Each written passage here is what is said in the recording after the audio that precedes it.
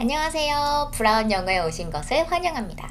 오늘은 제가 미국에서 회사를 다니면서 미국 회사와 한국 회사가 다른 점, 그리고 어떤 점이 좋은지, 어떤 점이 다른지에 대해서 한번 이야기를 해보려고 합니다.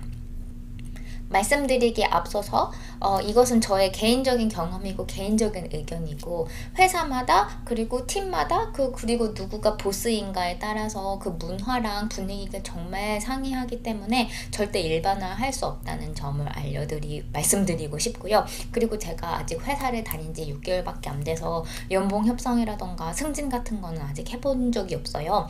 그래서 나중에 그런 것을 더 겪고 나면은 새로운 에피소드로 업데이트를 해드릴 예정입니다. 우선 제가 다니는 회사의 장점 첫 번째는 자유로운 출퇴근 시간과 재택근무입니다. 이거는 다른 제 친구가 다니거나 제 남편이 다니는 다른 회사에 비해서 저희 회사가 더더욱 그러한 케이스고요. 그리고 저희 팀이 더더욱 그러한 케이스인 것 같아요. 출퇴근 시간이 굉장히 자유로워요. 그래서 그리고 저희 보스는 제가 언제 일하고 어디서 일하는지에 대해서 전혀 신경을 안 쓰시는 분이에요. 그래서 그냥 정말 가고 싶을 때 갔다가 오고 싶을 때 집에 오고 그럽니다. 저는 그래도 양심적으로 하루에 8시간은 일하려고 하거든요. 그래서 보통 8시에 회사에 출근을 했다가 한 점심은 진짜 빨리 먹거나 아니면은 그냥 전자레인지에 데워서 일하면서 그냥 자기 자리에서 일하면서 먹어서 그냥 8시에 갔다가 4시 조금 넘으면은 집에 오는 경우가 대부분이에요. 그리고 뭐 은행에 가야 된다거나 관공서에 가야 된다거나 아니면은 애가 있는 분은 아기가 아프다던가 아니면 픽업을 해야 된다거나 그런 식으로 이유가 많이 있잖아요. 그런 이유 있으면요, 굳이 보스한테 뭐 저 이래서 막 가봐야 합니다 막 이렇게 죄송하다는 식으로 얘기하지 않고도 그냥 가고 싶을 때 가고 필요할 때 가고 필요할 때 오고 그러면 돼요. 그래서 그게 진짜 좋은 것 같아요. 그리고 또 그 회사가 약간 글로벌한 회사이기 때문에 보통 회의를 하면은요, 전 세계 방방곡곡에 있는 사람들이랑 스카이프를 통해서 이제 화상으로 회의를 하거든요. 그렇기 때문에 굳이 회사에 없어도 항상 회의는 스카이프 상에서 일어나기 때문에 회사에 안 나가도 상관이 없어요. 그리고 저희 보스는 그거에 대해서 굉장히 긍정적이신 분이어가지고 막 일주일 전에 저 이러이러한 이유가 있어서 막 집에서 근무하겠습니다 막 이렇게 확인을 받을 필요도 전혀 없이 그냥 그날 아침에 회사 가기 싫으면 그냥 저희 보스한테 메신저로 저 오늘 집에서 일할게요 이렇게 그냥 하면은 끝이에요. 그래서 저는 아침에 막 일어나서 빨리빨리 샤워하고 빨리 막 회사 가고 막 몇 시까지 늦었어 막 이런 그 느낌이 너무 싫은 사람인데요.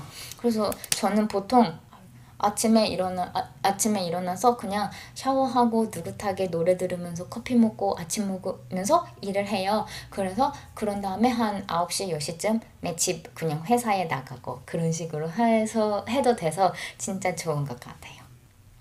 그리고 두 번째로 좋은 점은요, 확실히 미국 회사는 페이가 센 것 같아요.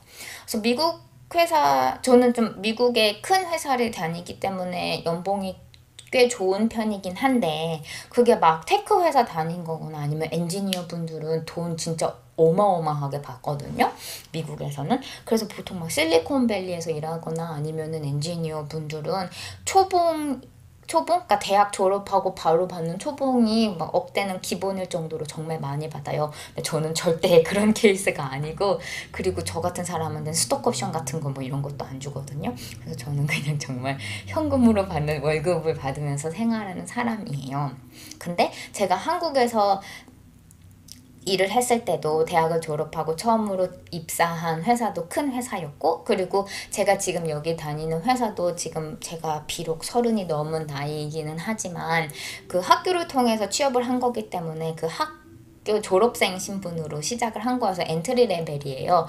그래서 제가 한 2010년도에 처음으로 입사했을 때 받은 연봉이랑 지금의 연봉을 물가 상승을 비교한다고 하더라도 여기가 훨씬 클 정도로 많이 받는 것 같아요.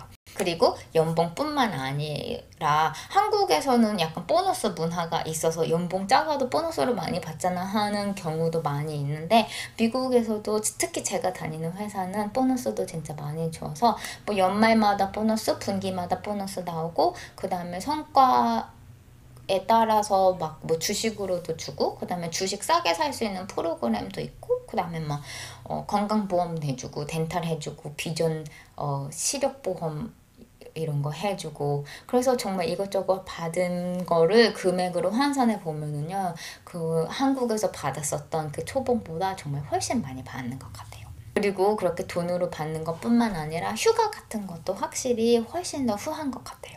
그래서 저 같은 경우는 1년에 15일을 기본으로 받거든요. 그게 이제 근속 연수가 길어질수록 올라가는데 근데 15일이 약간 권장사항이지 그게 15일만 쓸 수 있다라고 하는 것도 없고요. 그거를 제가 휴가를 얼마나 썼는지 트래킹하는 사람도 아무도 없고 하는 시스템도 없어요. 그래서 15일 이상으로 쓰는 거는요, 제가 어떻게 제 매니저랑 소통을 하느냐에 따라 다른 것 같아요. 그래서 저는 회계 업무니까 분기말, 연말마다 되게 바쁘잖아요. 그러면 보통 하루에 8시간 이상으로 기본 10시간, 12시간 정도 일을 해요.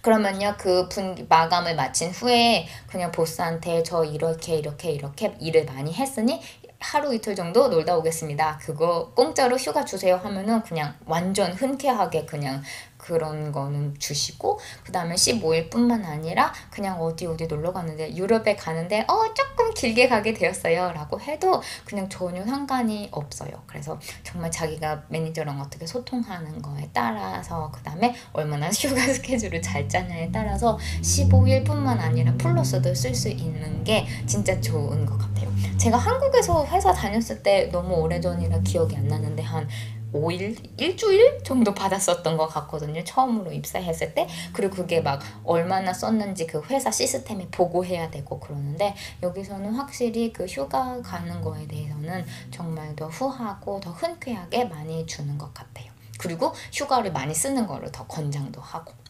하지만 이렇게 돈도 많이 주고 휴가도 많이 주는 거에는 당연히 거기에서 따라오는 책임감이 있는 건 거죠. 그래서 제가 그 단점으로 느끼는 것 중 가장 큰 것은요. 일에 대한 부담감이에요. 제가 한국에서 일을 했을 때는 그냥 그 저희 부장님이 시키는 일, 제가 그 저의 직급상 저의 역할상 제가 해야 되는 일만 하면은 그냥 끝이었는데 여기서는요 제가 해야 되는 일만 하면은 저는 아마 그 업무 성과평가에서 바닥을 칠 것 같아요. 그 정도로 자기가 해야 되는 일을 하는 거는 기본 사항이고 거기서 추가적으로 좀 자기가 셀프로 시작하는 프로젝트라던가 프로세스를 개선시킨다거나 어떤 거에 자발적으로 참여를 해서 무슨 프로젝트를 끈다거나 뭐 그런 식으로 굉장히 나대면서 막 이것저것 해야 되고 본인을 그 다른 팀한테 이렇게 그 비지빌리티를 높인다고 하거든요. 그러니까 그러니까 제 이름을 다른 팀한테 알리고 그런 프로젝트를 하는 거. 그다음에 셀프로 막 네트워킹도 한다거나 아니면은 막 어떤 협력을 하는 그런 프로젝트를 그냥 셀프로 시작해서 해야 되고 그런 식으로 항상 해야 되는 일이 굉장히 많아요. 그래서 제 상황을 예를 들면은 저는 회계 업무를 맡고 있기 때문에 제가 담당하는 분야의 월말, 분기말, 연말 회계 처리는 약간 기본 사항인 거예요. 그런데 거기에서 추가적으로 이제 올해부터 그러니까 올해에 도입을 해야 되는 새로운 회계 규정이 있어요. 그래서 그거가 어떠한 영향을 미칠 것인지를 조사를 하고 어떻게 도입을 할 것인지 그거를 회사 뭐 시스템에 어떻게 인코퍼레이트 시킬 것인지 막 이런 거에 대한 많은 레미피케이션이 있잖아요. 그래서 그 새로운 회계 규정을 도입하는 프로젝트를 제가 자진해서 맡았어요. 그래서 저는 지금 그거를 저의 약간 부수적인 일로 하고 있고요.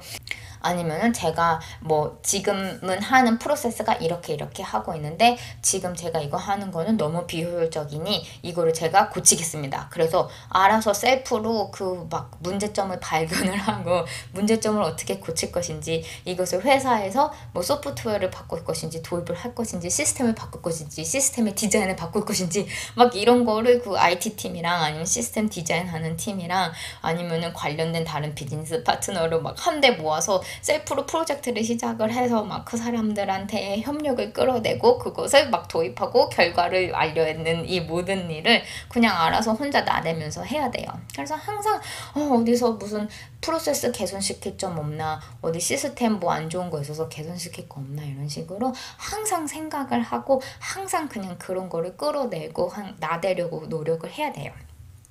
그리고 이거는 부장님, 저는 매니저한테서 내려온 게 아니라 제가 셀프로 시작을 한 일이잖아요. 그래서 이거를 저의 매니저한테 제대로 커뮤니케이션을 해서 제가 이렇게 많은 일을 하고 있어요 라고 어필하는 것도 또한 이제 저의 역할인 거고, 그거가 또 약간 부담이기도 해요. 그래서 제 한국에 있는 가족이나 친구들한테, 그리고 또는 이러한 재택근무 이런 유연한 시간이 없는 저희 남편한테 맨날 집에서 일한다고 한다거나, 아니면은 오늘 막 한 금요일이니까 한 3시쯤에 이제 집에 갈래 하고서 집에 온다거나, 그러면은 야, 너 일도 안 하고 완전 좋겠다, 거저 먹네 라고 생각을 하는 사람이 많은데요. 일 진짜 열심히 해요. 그래서 회사 나가면요, 정말 간 순간부터 이메일 체크하는 순간부터 집에 오는 시간까지 화장실도 약간 아껴서 가고 싶을 정도로 이것저것 일도 많고 회의도 많고 전화해야 되는 일도 진짜 많아요. 그래서 이렇게 조금 회계 업무니까 약간 백오피스잖아요. 그래서 그냥 되게 띵까띵까 한가할 것 같지만 절대 아니고, 항상 일을 벌려서 무언가를 하고 있어야 하기 때문에 굉장히 바쁘고요. 그리고 집에서 일을 한다고 해도 절대 놀지 않아요. 오히려 저는 집에서 일했을 때 더 열심히 하는 것 같아요. 그래서 정말 그 프로덕티비티, 생산성, 그 다음에 회사에서 8시간 있으면서 띵까띵까 노는 시간 진짜 거의 없이 항상 일을 하니까, 그 절대적인 절대적인 일하는 시간은 보통 한국에서 제가 막 맨날 야근, 부장님이 집에 안 가니까 회사에 남아있으면서 야근하는 그런 시간에 비해서 훨씬 많은 것 같아요. 진짜 일을 많이 하고요. 항상 그 잘해야 된다는 부담감, 항상 나대야 되고, 항상 저를 다른 팀에 이렇게 노출시켜가지고 유명해져야 되는 약간 그런 부담감에 되게 그 정신적인 스트레스가 한국에 비해서는 훨씬 큰 것 같습니다. 그리고 두 번째 단점은요, 글로벌리즘이에요. 제가 말씀드린 것처럼 회사가 글로벌해서 세계 방방곡곡에 있는 사람들이랑 이야기를 해야 되는데 그게 시차가 있잖아요. 그래서 많은 경우에 아침 6시에 일어나가지고 다른 사람이랑 콜해야 되는 경우도 있고요. 아니면은 밤 10시, 11시, 12시까지 기다렸다가 그 아시아에 있는 사람들의 약간 정상적인 근무 시간일 때 뭐 회의를 한다거나 프레젠테이션을 한다거나 이런 경우가 진짜 많아요.